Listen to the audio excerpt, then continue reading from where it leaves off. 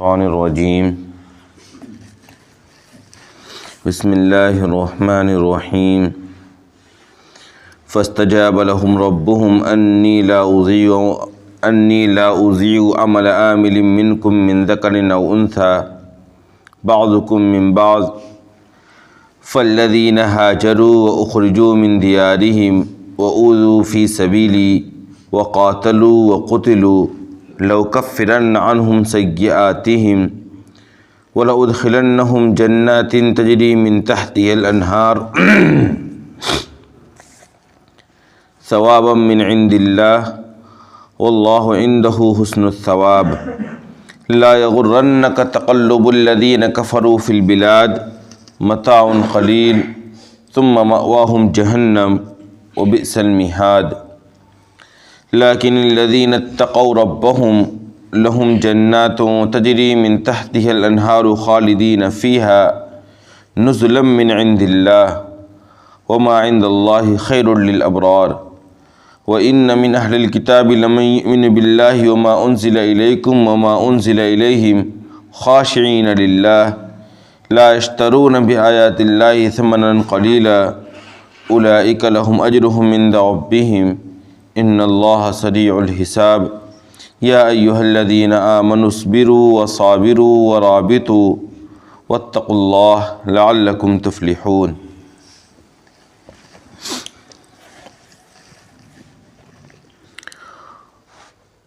چنانچہ ان کے رب نے ان کی دعا کو قبول کی اور یہ بات کہی کہ میں تم میں سے کسی بھی عمل کرنے والے کے عمل کو ضائع نہیں کروں گا، خواہ وہ مذکر ہو یا مؤنث، تم سب ایک جیسے ہو۔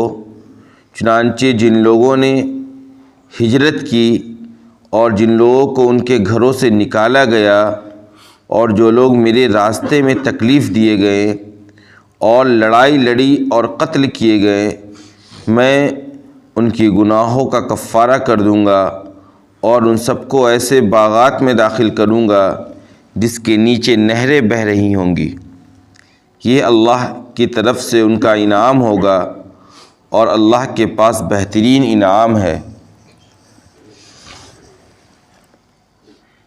ان کافروں کا شہروں میں گھومنا پھرنا تمہیں ہرگز دھوکے میں نہ ڈالے، یہ چند دن کا فائدہ اٹھانا ہے، پھر ان کا ٹھکانہ جہنم ہے اور وہ برا ٹھکانہ ہے۔ لیکن جن لوگوں نے اپنے رب کا تقوی اختیار کیا ان کے لیے ایسے باغات ہیں جس کے نیچے نہریں بہہ رہی ہوں گی، اللہ کی طرف سے مہمانی کے طور پر، وہ لوگ اس میں ہمیشہ ہمیشہ رہیں گے، اور جو کچھ اللہ کے پاس ہے وہ نیک لوگوں کے لیے بہت بہترین ہے۔ اور بے شک اہل کتاب میں سے کچھ وہ لوگ ہیں جو اللہ پر اور اس کتاب پر جو تم پر نازل کی گئی اور اس کتاب پر بھی جو ان پر نازل کی گئی ایمان رکھتے ہیں، اللہ سے ڈرتے ہیں، وہ اللہ کی آیتوں کو چند قیمت کے عوض مول نہیں خریدتے۔ یہ وہ لوگ ہیں جن کے لیے ان کا اجر ہے ان کے رب کے پاس، بے شک اللہ تبارک و تعالی جلد حساب لینے والا ہے۔ اے ایمان والو، صبر کرو اور لڑائی کے موقع پر ثابت قدمی کا مظاہرہ پیش کرو اور سرحدوں کی حفاظت کرو اور اللہ سے ڈرتے رہو تاکہ تم کامیاب ہو جاؤ۔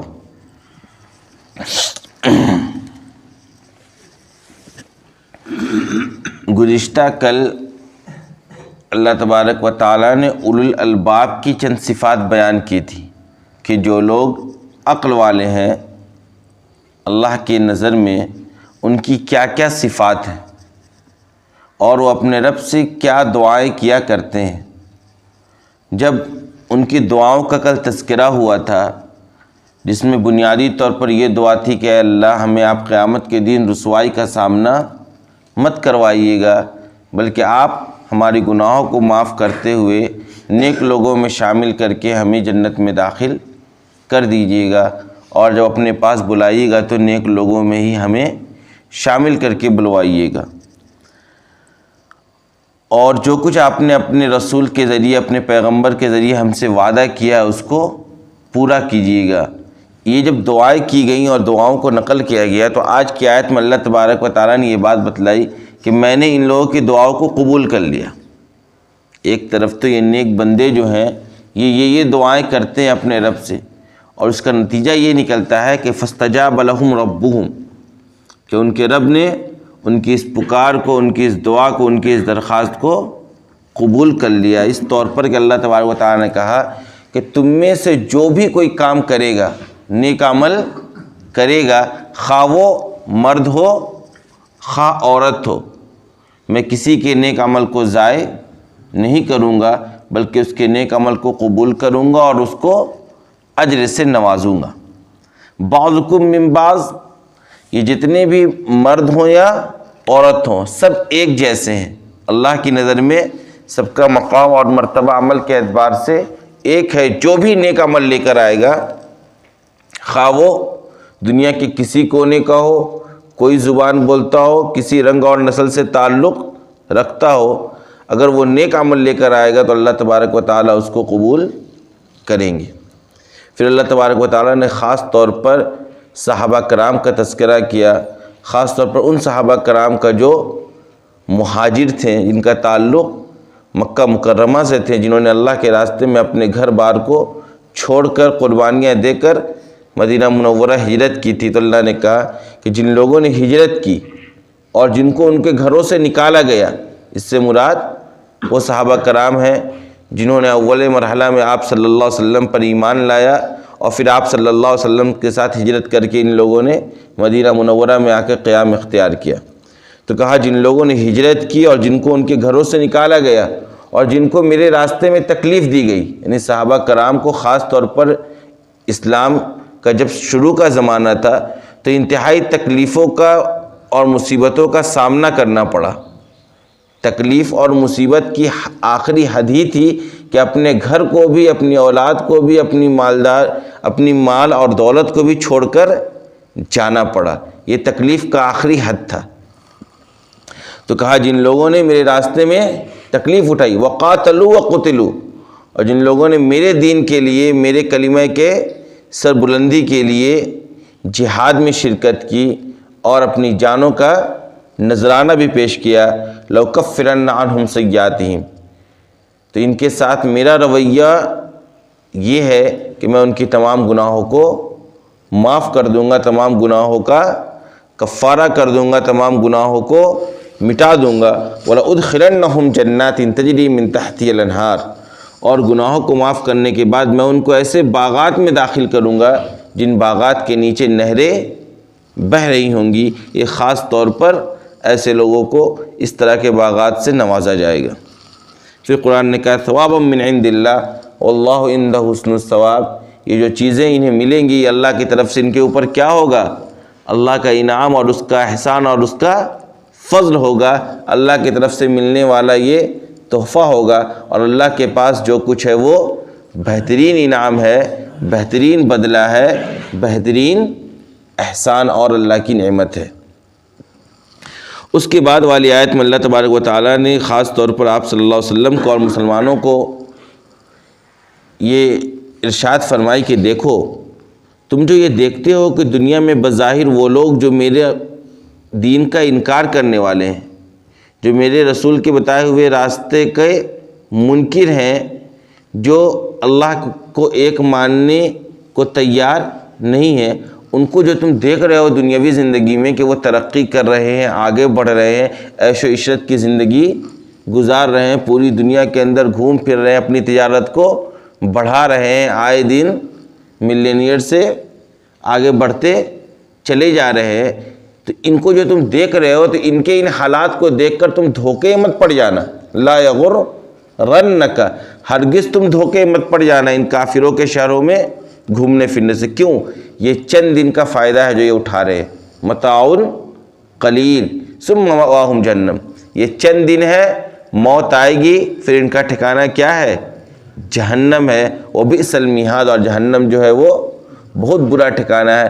لہٰذا کافروں کے ظاہری حالات سے یا اللہ کے منکروں کے ظاہری حالات سے مومن کو دھوکہ نہیں کھانا چاہیے، اور ان کافروں کی نقل بھی مومنوں کو نہیں اتارنی چاہیے کہ دیکھو یہ دنیا میں آگے بڑھ رہے ہیں، یہ ہیلا اور اسباب کو اپنا کر، تو ہم بھی یہی ہیلا اور اسباب میں لگ جائیں۔ کیوں؟ کیونکہ مومن کا مقصد دنیا نہیں ہے۔ مومن کس لیے پیدا کیا گیا ہے؟ آخرت کے لیے پیدا کیا گیا ہے۔ مومن کا سارا بدلہ جو ملنے والا ہے وہ کہاں ملنے والا ہے؟ اللہ کے پاس ملنے والا ہے، اور اللہ کے پاس جو بدلہ دیا جائے گا وہ بہترین بدلہ ہے۔ ہاں، لیکن اس کے بعد اللہ تبارک و تعالیٰ مسلمانوں کو تسلی دی کہ لیکن الذین اتقوا ربہم، لیکن جن لوگوں نے تقوی اختیار کیا، اپنے رب کا خوف پیدا کیا، اپنے رب کے بتائے ہوئے راستے کو اپنایا، لہم جنات تجری من تحتها الانہار خالدین فیہا نزلا من عند اللہ، تو ایسے لوگوں کو جنت ملے گی، ایسے باغات ملیں گے جس کے نیچے نہریں بہہ رہی ہوں گی، اور وہ لوگ اللہ کی طرف سے مہمانی کے طور پر انہیں انعام ملے گا کہ وہ جنت میں ہمیشہ ہمیشہ رہیں گے۔ مہمانی کا اعزاز یہ ملے گا کہ آپ کو ہمیشہ ہمیشہ اب انہی باغات میں رہنا ہے، یہیں کے انعامات سے لطف اندوز ہونا ہے۔ وما عند اللہ خیر للابرار، اور اللہ نے کہا کہ اللہ کے پاس جو کچھ ہے نیک لوگوں کے لیے وہ اس دنیا سے کئی گنا زیادہ بہتر ہے۔ جو دنیا کی ظاہری چمک دمک کو تم دیکھ رہے ہو، اس سے تمہیں متاثر نہیں ہونا ہے۔ کیوں؟ کیونکہ جو کچھ نیک لوگوں کے لیے اللہ کے پاس ہے وہ خیر ہے، وہ بہترین ہے، اس کے سامنے اس ظاہری چمک دمک کی، اس دنیاوی آسائش کے سامان کی کوئی حیثیت نہیں ہے۔ اس کے بعد والی آیت میں اللہ تبارک و تعالیٰ بالکل آخری مرحلہ چل رہا ہے، سورہ آل عمران کی آخری آیتیں ہیں، انشاءاللہ سنیچہ سے سورہ نساء کی ابتدا ہو جائے گی۔ ان آخری آیتوں میں قرآن کریم کا یہ انداز ہے کہ جب وہ کسی صورت کی ابتدا کرتا ہے تو ابتدا میں بھی ایسی باتوں کا ذکر کرتا ہے جس کا تعلق پوری صورت سے ہوتا ہے، اور جب قرآن کریم اس صورت کے اختتام میں جاتا ہے تو وہاں پر بھی ایسے احکامات اور ایسی باتوں کا تذکرہ کرتا ہے جو بالکل اس پوری صورت کا نچوڑ ہوا کرتا ہے۔ تو آپ دیکھ رہے تھے کہ اس سے پہلے عام طور پر اہل کتاب کا ذم بیان ہو رہا تھا۔ اہل کتاب میں جو برے لوگ ہیں، اہل کتاب نے جو برائیاں کی ہیں، ان کی جو بری خصلتیں ہیں، انہوں نے جو اللہ اس کے رسول کا انکار کیا ہے، آپ صلی اللہ علیہ وسلم پر جو ان لوگوں نے ایمان نہیں لایا ہے، ان سب چیزوں کا تذکرہ چل رہا تھا۔ لیکن ایسا نہیں کہ اہل کتاب میں سے سب کے سب آپ صلی اللہ علیہ وسلم کی رسالت کے منکر تھے، ایسی بات نہیں تھی، بلکہ بہت سے لوگوں نے آپ صلی اللہ علیہ وسلم پر ایمان لایا، جبکہ پہلے سے ان کا ایمان موسیٰ یا حضرت عیسیٰ علیہ السلام کے اوپر تھا۔ جب انہوں نے آپ صلی اللہ علیہ وسلم کو دیکھا اور تمام پیشین گوئیہ کو جب ان لوگوں نے ملایا، آپ صلی اللہ علیہ وسلم کے اندر پایا، تو فوراً ان لوگوں نے بھی ایمان کو قبول کیا، اور آپ صلی اللہ علیہ وسلم کے دامن میں ان لوگ بھی آئے۔ تو اب آخری آیت میں اللہ تبارک و تعالیٰ ان اہل کتاب کا تذکرہ کر رہے ہیں جن لوگوں نے اسلام کو بھی قبول کیا۔ کہا دیکھو اہل کتاب میں سے کچھ لوگ وہ ہیں جو اللہ پر بھی ایمان رکھتے ہیں، اور جو کچھ اللہ کے اس رسول پر نازل کیا گیا اس پر بھی ایمان رکھتے ہیں، اور جو کچھ اس سے پہلے ان کے رسولوں پر نازل کیا گیا تو اس پر بھی ان کا ایمان تھا، اور یہ وہ لوگ ہیں جو اللہ سے ڈرتے بھی، اللہ کا خوف اور تقوی بھی ان کے دلوں میں پایا جاتا ہے۔ اور اسی کے ساتھ یہ لوگ اللہ کی آیتوں کو تھوڑی سی قیمت لے کر بیچ نہیں دیتے۔ یعنی عام طور پر اہل کتاب کی صفت بیان کی گئی کہ یہ لوگ کیا کیا کرتے تھے، کچھ پیسہ لے کر احکامات تبدیل کر کے سامنے والے کو پیش کر دیا کرتے تھے، اللہ کے حکم کے اندر تحریف کر دیا کرتے تھے۔ کہتے ہیں ان کی صفت یہ ہے کہ لا یشترون بآیات اللہ ثمنا قلیلا، کہ یہ لوگ اللہ کی آیتوں کو تھوڑی قیمت کے عوض فروخت نہیں کرتے ہیں، یہ اللہ کے دین کا سودا نہیں کرتے ہیں۔ کہا اولئک لہم اجرہم عند ربہم، ان لوگوں کے لیے بھی بہترین بدلہ اور اجر اور انعام اللہ کے پاس موجود ہے۔ ان اللہ سریع الحساب، بے شک اللہ تبارک و تعالیٰ جلد ہی حساب لینے والا۔ کیوں؟ کیونکہ اللہ تبارک و تعالیٰ قیامت کے دن حساب لے گا، اور قیامت بہت قریب ہے، قیامت بہت قریب ہے۔ قیامت کے قریب ہونے کی سب سے بڑی علامت یہ ہے کہ آپ صلی اللہ علیہ وسلم کو مبعوث کر دیا گیا۔ آپ صلی اللہ علیہ وسلم کہتے تھے کہ میری اور قیامت کے درمیان اتنا ہی فاصلہ ہے جتنا عصر اور مغرب کے درمیان کا فاصلہ ہوتا ہے۔ یہ جو وقت ہے عصر اور مغرب، سمجھ لیجیے بس یہی وقت گزر رہا ہے، عصر کا وقت گزر چکا ہے، اس مغرب کے وقت میں داخل ہونے کا انتظار ہے، بس مغرب کا وقت داخل ہوگا اور قیامت برپا ہو جائے گی۔ قیامت کوئی دور نہیں ہے۔ اس کے بعد اسی لیے اللہ تبارک و تعالیٰ جلد اس موقع پر پھر سب کا حساب و کتاب لے گا۔ جو اہل کتاب میں سے اچھے اعمال کریں گے، آپ صلی اللہ علیہ وسلم کا جو لوگ رسالت کا اقرار کریں گے، ان کو بھی بہترین بدلے سے نوازا جائے گا۔ آخری آیت یا ایھا الذین آمنوا اصبروا وصابروا ورابطوا واتقوا اللہ لعلکم تفلحون، یہ وہ آیت ہے جس کے اندر اللہ تبارک و تعالیٰ نے مسلمانوں کو بہت اہم احکامات سے نوازا ہے اور کہا کہ دیکھو ایمان والو، تمہارا سب سے پہلا کام یہ ہونا چاہیے کہ تم صبر کرو۔ سب سے پہلی صفت تمہارے اندر جو پیدا ہونی چاہیے وہ کیا ہونی چاہیے؟ صبر کی۔ صبر کا مفہوم میں نے کئی مرتبہ آپ لوگوں کو بتلایا ہے۔ دیکھیے صبر کہتے ہیں 3 چیزوں کا نام ہے صبر۔ نمبر 1، دیکھیے صبر کے آپ لغوی معنی میں جائیے تو صبر کے معنی ہوتا ہے روکنا۔ صبر کے معنی ہوتا ہے روکنا۔ نمبر 1، الصبر علی الطاعہ، اپنے آپ کو اللہ تبارک و تعالیٰ کی اطاعت اور فرما برداری پر روکے رہیے۔ اپنے آپ کو اللہ تبارک و تعالیٰ کی اطاعت اور فرما برداری اور اس کی عبادات کے اندر روکے رہیے۔ کیا مطلب؟ مستقل مزاجی کے ساتھ، تسلسل کے ساتھ اللہ کے احکامات پر عمل کیجیے۔ ایسا نہیں کہ آج آپ نے نماز پڑھی، ظہر پڑھی، عصر غائب، عصر پڑھی اور مغرب غائب، یہ نہیں ہونا چاہیے، بلکہ تسلسل کے ساتھ، مستقل مزاجی کے ساتھ اللہ تبارک و تعالیٰ کی عبادت میں آپ کو لگے رہنا ہے۔ آپ نفلی صدقہ نکالتے ہیں، پابندی سے نکالیے۔ آپ زکوٰۃ نکالتے ہیں، پابندی سے نکالیے۔ آپ حسن اخلاق کا مظاہرہ پیش کرتے ہیں، پابندی سے پیش کیجیے۔ آپ لوگوں کے حقوق ادا کرتے ہیں، پابندی کے ساتھ پیش کیجیے۔ ایسا نہیں کہ آج آپ بہت دیندار بن رہے ہیں اور کل جو ہے پتہ چلا کہ ساری سنت کو آپ نے پیچھے چھوڑ دیا اور پھر آپ وہی دنیاوی زندگی کے اندر مشغول ہو گئے، پھر 4-5 دن غفلت کی زندگی گزاری ہے، پھر 2-4 دن کے بعد لوٹ آئے مسجد اور سجدہ پہ سجدہ کر رہے۔ اس کا یہ صبر اللہ طاعہ نہیں ہے۔ صبر اللہ طاعہ کے لیے ضروری ہے کہ آپ طاعت پر تسلسل کے ساتھ جمے رہیں۔ نمبر 2، الصبر عن المعاصی، گناہوں سے مستقل بچنا۔ صبر نام ہے گناہوں سے مستقل بچنا، مطلب جھوٹ بولنا حرام ہے، ہمیشہ حرام ہے، پوری زندگی حرام کھانا حرام ہے، پوری زندگی حرام کھانا حرام ہے، کسی کو گالی دینا حرام ہے، پوری زندگی گالی دینا حرام ہے، کسی کو تکلیف پہنچانا حرام ہے، پوری زندگی تکلیف پہنچانا حرام ہے، راستے میں کوئی ایسی چیز کا نہ ڈالنا جس سے لوگوں کو تکلیف ہو، یہ حرام ہے، پوری زندگی حرام ہے، پڑوسیوں کے کو تکلیف نہ پہنچانا یہ حرام ہے، پوری زندگی حرام ہے۔ ایسا نہیں کہ ایک ہفتہ تو آپ بہت نیک بن کے رہتے ہیں، باقی ایک ہفتہ آپ محلے کا سب سے بڑا گنڈا بن جاتے ہیں، یہ آپ کے اندر نہیں آنا چاہیے۔ الصبر عن المعاصی، جن گناہوں سے آپ بچ رہے ہیں ان گناہوں سے مستقل طور پر اپنے آپ کو بچا کر جنت جانا ہے، بچاتے ہوئے زندگی کو گزار لینا ہے، تو اس کا نام کیا ہے؟ صبر ہے۔ الصبر علی الطاعہ، الصبر علی المعاصی۔ اور تیسری چیز ہے الصبر علی المصائب، یعنی جو تکلیفیں یا جو اذیتیں یا جو حالات آپ کے اوپر آئیں گے اس پر آپ کو صبر کرنا ہے۔ صبر کرنے کا مطلب یہ کہ واویلا نہیں مچانا ہے، حد سے زیادہ غم کا اظہار نہیں کرنا ہے، ہر وقت شکوہ اور شکایت آپ کی زبان پر نہیں ہونی چاہیے۔ صبر علی المصائب، جو آپ کو تکلیف پہنچے، جو آپ کے ساتھ حالات آئیں، جو آپ کو اذیت پہنچے، جو آپ کی زندگی کے اندر اتار اور چڑھاؤ ہو، اس میں آپ کو ثابت قدم رہنا ہے، بہت زیادہ گھبرانا نہیں ہے۔ مومن بہت زیادہ گھبراتا نہیں ہے۔ یہ وہ صفات ہے جو مسلمانوں کو اپنے اندر پیدا کرنے کی ضرورت ہے۔ اس تینوں طرح کی صفت کا نام کیا ہے؟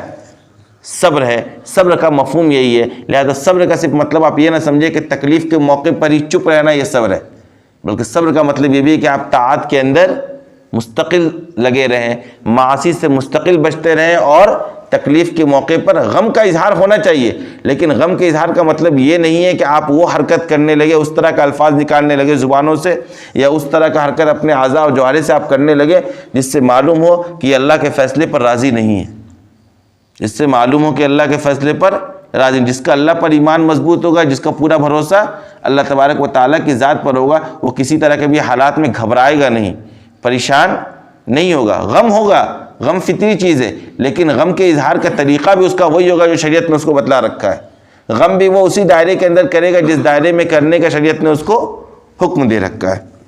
اس کے بعد کہا یا ایھا الذین آمنوا اصبروا وصابروا، اور اے ایمان والو مصابرہ کا مظاہرہ پیش کرو۔ کیا ہے یہ بھی صبر سے ہی بنا ہے۔ صابروا، مصابرہ کہتے ہیں جنگ کے موقع پر اپنے آپ کو ثابت قدم رہنا۔ جنگ کا موقع آ جائے، جہاد کا موقع آ جائے، دشمن حملہ اور ہو جائے، اس وقت میدانی جہاد کو چھوڑ کر نہیں بھاگے، حالات بگڑ جائیں اس وقت گھر بار کو چھوڑ کر نہ بھاگے، بلکہ اس وقت ثابت قدمی کا مظاہرہ پیش کرے، اس کو کہتے ہیں صابر۔ تو ایمان والو تمہیں یہ عمل بھی کر کے دکھلانا ہے۔ ورابطو، اور اے ایمان والو تمہارا ایک کام یہ ہے کہ تم اپنی سرحدوں کی حفاظت کرو۔ دیکھیے سرحد سے مراد جغرافیائی سرحد بھی ہے، یعنی تم فوجی کا کارنامہ انجام دو، اپنی سرحدوں کی حفاظت بھی کرنی تمہیں ذمہ داری ہے، اور سرحد سے مراد نظریاتی سرحد بھی ہے، یعنی تمہیں اپنے عقیدے کی، اپنے ایمان کی بھی حفاظت کرنی ہے۔ ایسا نہ ہو کہ کوئی آئے اور تمہاری نظریات کے اندر شرک کو داخل کر دے، یا ارتداد کی کیفیت تمہارے اندر پیدا کر دے، یا تمہارے ایمان کو متزلزل کر دے۔ یعنی تمہیں اپنے ایمان پر مضبوطی کے ساتھ قائم اور دائم رہنا ہے، تمہارا ایمان اتنا مضبوط ہونا چاہیے، تم اپنے نظریاتی اعتبار سے تم مکمل طریقے سے اپنے سرحد کی حفاظت کرو، تاکہ نظریاتی اعتبار سے کوئی بھی باطل تمہارے ایمان پر حملہ نہ کر سکے اور تمہارے ایمان کو متزلزل نہ کر سکے۔ اس کے بعد کہا واتقوا اللہ، کا ان تمام صفت کے ساتھ سب سے بنیادی صفت جو ہے وہ ہے اللہ کا تقوی، اللہ کا خوف، اللہ کا ڈر۔ صبر کرو، صابر رہو، رابط رہو، اس کے ساتھ ساتھ ان تینوں کے ساتھ، ان تینوں عمل کے اندر تمہارے اندر تقوی پائے جانا ضروری ہے۔ یعنی زندگی کا تم کوئی بھی عمل کرو، اللہ تبارک و تعالیٰ کے بتائے ہوئے کسی بھی حکم پر عمل کرو، ان تمام حکموں کے ساتھ ایک حکم ہمیشہ رہنا چاہیے، اور وہ تقوی۔ تقوی کی صفت ہر عمل کے ساتھ پائے جانا ضروری ہے، لعلکم تفلحون، تاکہ تم کامیاب ہو جاؤ۔ آپ لاکھ عبادت کر رہے ہیں، لاکھ گناہوں سے بچ رہے ہیں، لیکن اگر تقوی اس کے اندر نہیں ہے، اخلاص اس کے اندر نہیں ہے، وہ خالص اللہ کے لیے اگر آپ کا عمل نہیں ہے، تو آپ کامیاب نہیں ہوں گے۔ کامیابی کے لیے بنیادی شرط ہے تقوی، لہذا مسلمانوں کا ایک بنیادی کام یہ ہے کہ وہ تقوی اور پرہیزگاری کو اختیار کرے، لعلکم تفلحون، تاکہ تم سب کامیاب ہو جاؤ۔ ہم سب کی خواہش بھی ہے کہ ہم کیا ہو جائیں، کامیاب ہو جائیں۔ اللہ تبارک و تعالیٰ نے کامیابی کا راستہ ہمیں اور آپ کو اس آیت کے اندر بتلا دیا ہے۔ اللہ تبارک و تعالیٰ ان تمام آیات پر ہمیں اور آپ کو عمل کرنے کی توفیق عطا فرمائے۔ وآخر دعوانا الحمد للہ۔